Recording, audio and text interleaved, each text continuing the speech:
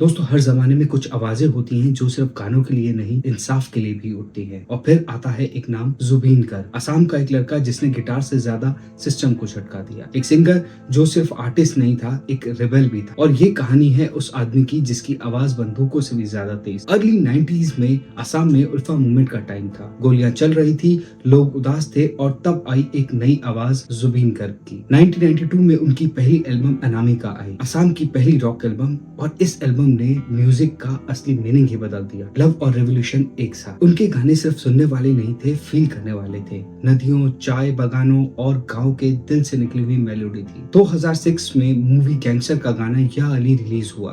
पूरा देश जुबीन को जानने लगा।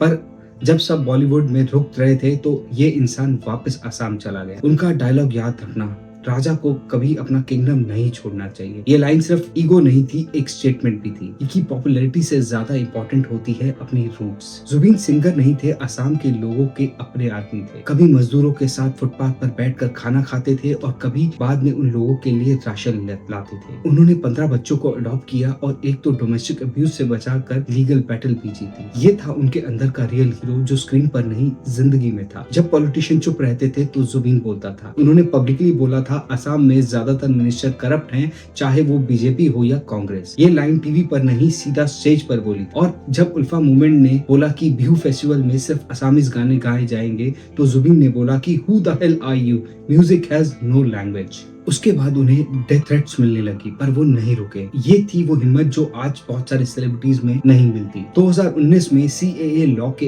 अगेंस्ट जब प्रोटेस्ट शुरू हुए तो जुबीन फ्रंट फुट पे आ गए। उन्होंने एक गाना बनाया, पॉलिटिक्स नो करीबो होंदू, जो बन गया असम का एक एंटी CAA एंथम। उन्होंने कहा था, मैं मर जाऊंगा लेकिन CAA असम में लागू नहीं होने दूंगा।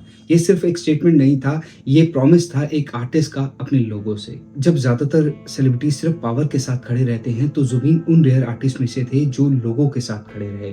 उनकी मौत ने असम को रुला दिया, पर एक बात छोड़ गई कि आर्टिस्ट तब तक जिंदा है जब तक आर्टिस्ट डरता नहीं है। तो अगर आज आप अपनी लाइफ में, सिस्टम से, सोसाइटी से या अपने अंदर के डर से लड़ रहे हो तो याद रखना, जुबीन जैसे लोग प्रूफ है कि एक आवाज भी रेवोल्यूशन ला सकते हैं। मैं हूं सौरभ और आप देख रहे हैं अनफोल्ड इंडिया, जहां हम बात करते हैं उन लोगों की जो सोच को झंझोर देते हैं।